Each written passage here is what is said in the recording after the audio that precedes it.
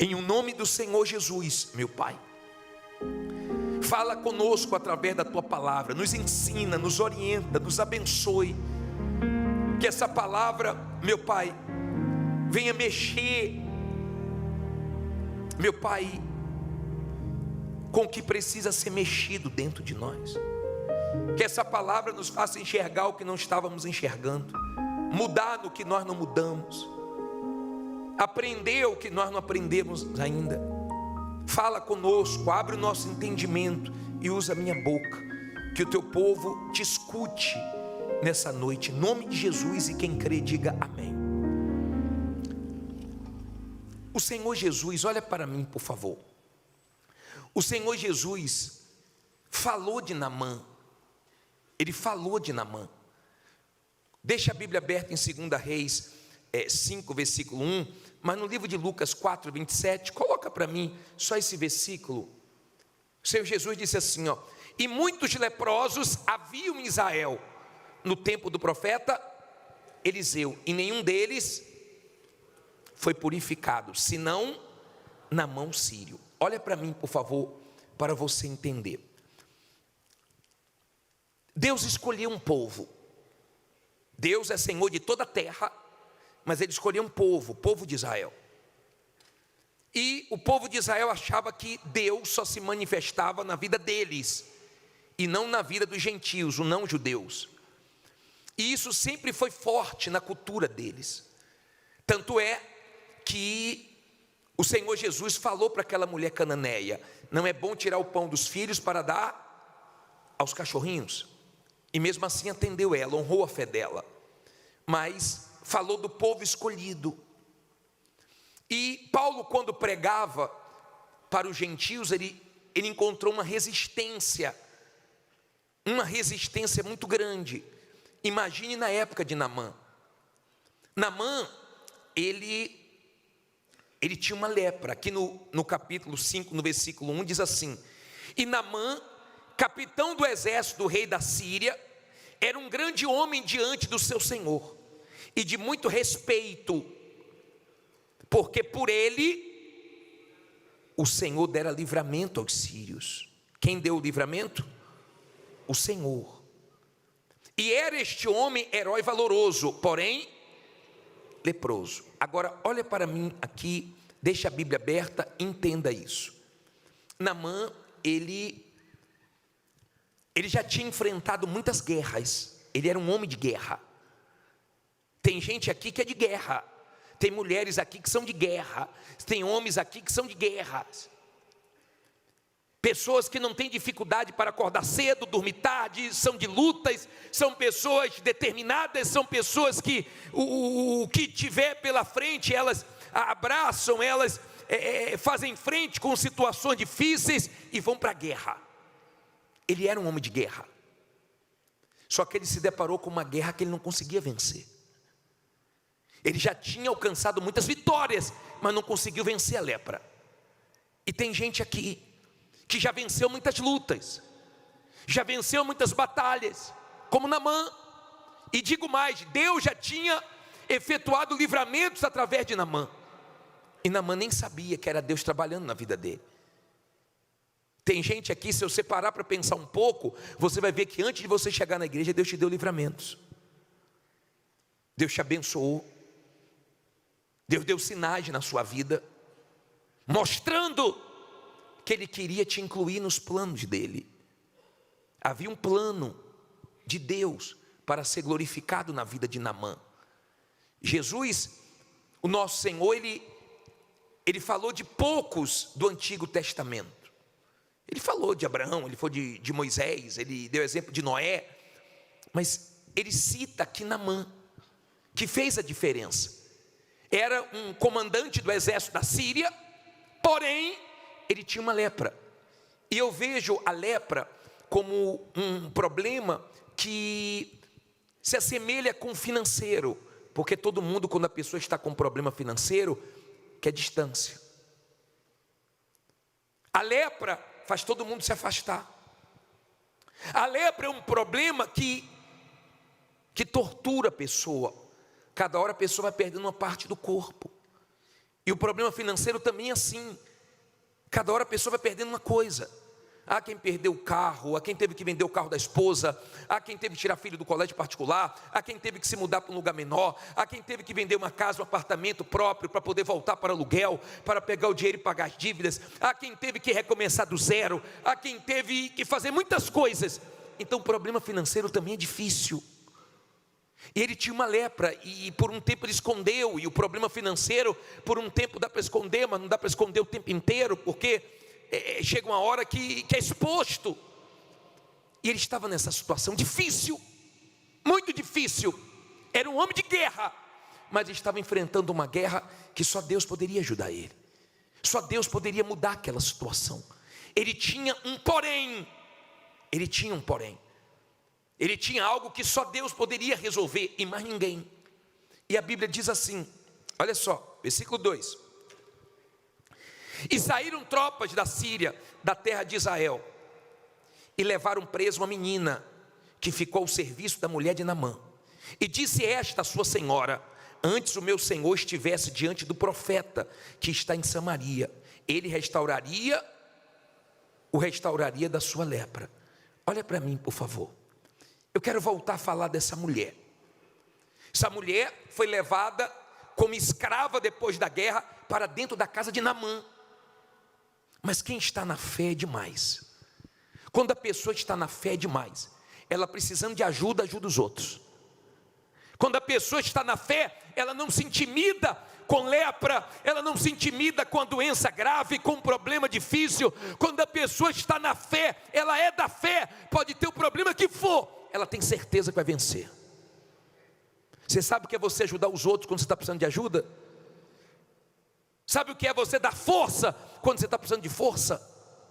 Mas Deus dá essa condição quando você é uma pessoa de fé. Você levanta os outros quando está precisando que alguém te levante. Você dá palavra de vida quando você está precisando de socorro. E essa mulher, a fé pura. Ela chegou para a esposa de Naamã e falou assim: olha,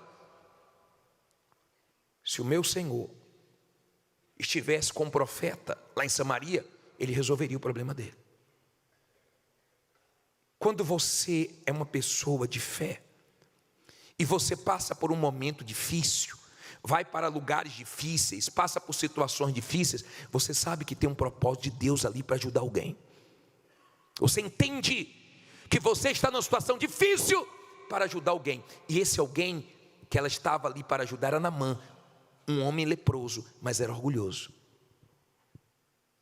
Tem coisas que nos atrapalham. Tem muitas coisas que nos atrapalham. Ansiedade é uma coisa que nos atrapalha. Medo é uma coisa que nos atrapalha, dúvida. Mas o orgulho é o que mais atrapalha.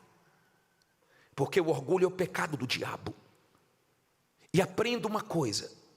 Quem foi que falou de Deus para Naamã? A serva dele. Aprenda isso, por favor. Quando a pessoa é orgulhosa, Deus dá condições de pessoas que ela nunca imaginou que iria ajudar ela, um dia ajudá-la, para quebrar o orgulhoso. Quando a pessoa é orgulhosa, Deus permite que pessoas que ela nunca imaginou que ia depender dessas pessoas, ela vinha depender só para quebrar o orgulho dela. Tem pessoas que Deus vai te dar condições de ajudar elas, e você vai ajudar, e elas nunca imaginavam que iam depender de você. E se você é uma pessoa orgulhosa, você ainda vai depender de pessoas que você nunca imaginou que ia depender, para quebrar o seu orgulho. Deus trabalha assim, Ele permite isso. E a serva foi lá e falou para ele. É difícil a pessoa ouvir a empregada, o porteiro, as pessoas que, humanamente falando, não estão no mesmo patamar que ela. Há quem ouve quem não deveria ouvir, e não ouve quem deveria ouvir por falta de humildade. E Deus usa quem Ele quiser, e Deus faz isso para mostrar que ninguém é melhor do que ninguém. Então Deus permite que você dependa de pessoas que você nunca imaginou que ia depender, para mostrar que você não é melhor do que ninguém, e ninguém é melhor do que você. E Naamã falou, a mulher dele falou para Naamã. Naamã procurou o rei, e o rei falou assim: olha, vai para Israel, eu vou dar uma carta para você, prepara aí o ouro, prepara aí as roupas, prepara aí a prata, e vai. eu vou mandar uma carta. E mandou uma carta para o rei de Israel. O rei de Israel, quando recebeu a carta, que havia um comandante da Síria leproso, ficou irado. Ele quer guerra, poxa, ele está pensando que eu sou Deus. E Eliseu, o profeta, ouviu e falou assim: deixa ele vir, que ele vai saber que tem profeta aqui, que tem um Deus aqui. E Naamã foi. No versículo 9, para adiantar, diz assim, 5:9. Veio, pois, Naamã com os seus cavalos e com o seu carro, e parou à porta da casa de Eliseu. Então Eliseu lhe mandou um mensageiro dizendo: vai e lava-te 7 vezes no Jordão, e a tua carne será curada e ficarás o quê? Purificado. Vamos ver a reação dele. Porém Naamã muito se indignou e se foi dizendo: eis que eu dizia comigo, certamente ele sairá, por-se-á em pé, invocará o nome do Senhor seu Deus e passará sua mão sobre o lugar e restaurará o quê? O leproso. Olha para mim, por favor. Eu quero que você aprenda a nunca se basear no testemunho de ninguém, porque Deus pode trabalhar na sua vida diferente do testemunho que você assistiu. Teve gente que o Senhor Jesus curou impondo a mão. A mulher encurvada se endireitou, o cego voltou a enxergar. Mas tem gente que Jesus não colocou a mão. Eu não sei como ele vai trabalhar na sua vida. Tem gente que vence mais rápido, tem gente que demora mais um pouco. Eu não sei como Deus vai trabalhar. E você não pode ficar medindo a sua vida pela dos outros, porque tem gente que fala assim: eu estou aqui há 7 semanas e aconteceu isso tão grande na minha vida, aconteceu isso, aconteceu aquilo, e você fala: peraí, ela está 7, eu estou 14, por que não aconteceu comigo? Você começa a entrar em conflitos. Quando o homem de Deus falou assim, falou para o auxiliar dele: fala para esse comandante aí que ele tem que tomar banho, manda ele tomar banho 7 vezes no Jordão. Quando ele trouxe a notícia, foi um baque para Naamã. Peraí, eu venho aqui, eu pensei que ele ia colocar a mão em mim, ia invocar o Deus dele, ia me curar, me purificar. Ei, não vai ser do seu jeito nunca. Quando Jesus saiu com Jairo, Jairo pensou que ia ser no tempo dele. Jesus parou para atender a mulher hemorrágica, e a filha de Jairo morreu. Ele pensou que ia ser no tempo dele, mas quem morreu, Jesus ressuscitou. Não vai ser do nosso jeito, não vai ser do nosso tempo.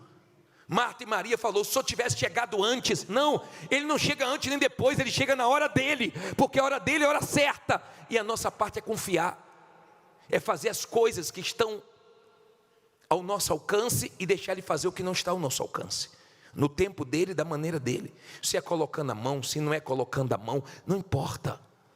Se é usando quem eu estava esperando ou usando quem eu não estava esperando, não importa. E ele começou a falar: peraí, nem veio me receber. Começou a esbravejar. Aí diz assim, versículo 12: não são porventura quem? Abana e Farpá, rios de Damasco, melhores do que todas as águas de Israel?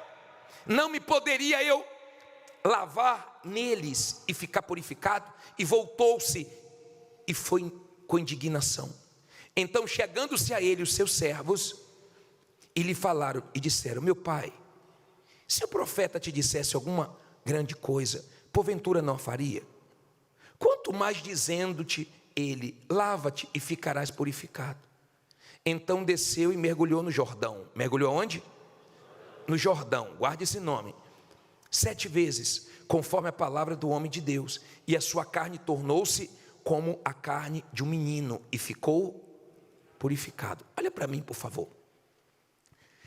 Qual recurso nesse mundo poderia pegar uma carne leprosa e fazer igual a de uma criança? Só Deus. Tem coisa que só quem? Só Deus. Agora perceba que ele estava indo embora perdendo a bênção dele por causa de orgulho. Ele estava indo embora sem a vitória dele, sem a resposta dele. Ele estava indo embora sem o milagre dele, por causa do orgulho. Vem cá, não podia ser naquele rio, não podia ser naquele outro rio lá em Damasco, que é bem melhor. Precisa ser nesse Jordão. Ele estava fugindo do Jordão. Você tem noção do que é o Jordão? Você tem noção das coisas que já aconteceram no Jordão? Lembra que eu preguei para vocês que o machado afundou no Jordão e foi recuperado no Jordão? Jordão é lugar de recuperar o que foi perdido. Você lembra que ele foi leproso e a lepra acabou no Jordão?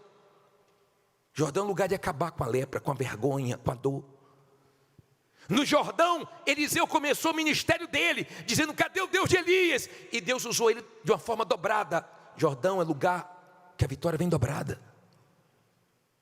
Jordão foi o lugar que Josué saiu da sombra de Moisés. É o lugar que você deve depender dos outros, porque a partir daquele momento Deus começou a ser com ele. Deus falou: Josué, levanta tua cabeça e atravessa o Jordão e leva o povo à terra prometida.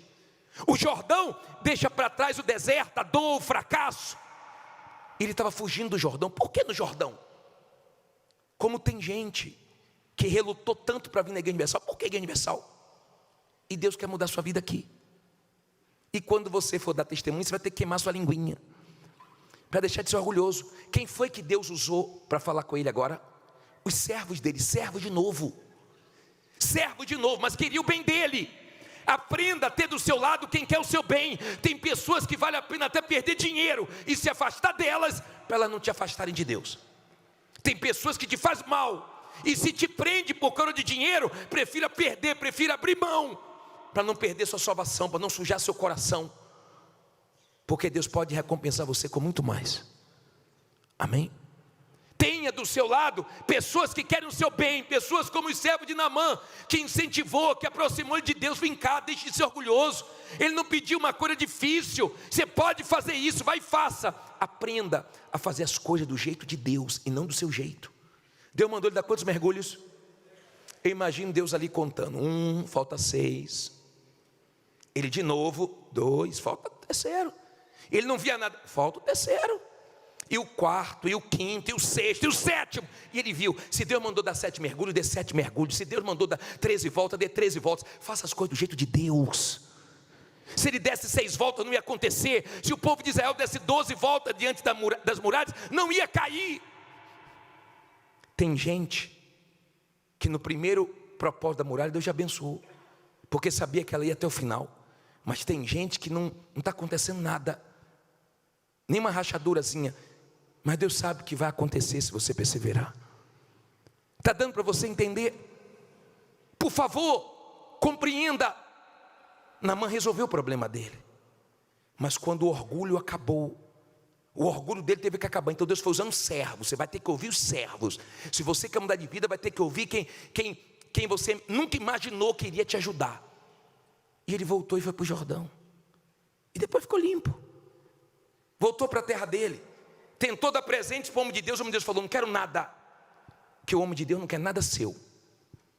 Ele quer dar para você o que ele tem, a vida, mas não quer nada seu. Não ofereça nada para o homem de Deus nenhum, porque se ele é homem de Deus, ele não vai aceitar. Amém? Falou: não quero nada. Aí Naamã falou assim: então me dá um pouco da terra, porque a partir de agora eu só vou sacrificar para o Deus de Israel. A partir de agora ele vai ser o meu Deus. Só você continuar lendo a mensagem, que você vai ver, agora ele vai ser o meu Deus também. A pergunta é: Deus já é o seu Deus? Você já desceu? Você já mergulhou no Jordão? Qual é a lepra do mundo hoje? O pecado que separa o homem de Deus. Você já se arrependeu dos seus pecados? Porque só o arrependimento tira o ser humano das garras do pecado, do diabo, do sofrimento, da dor.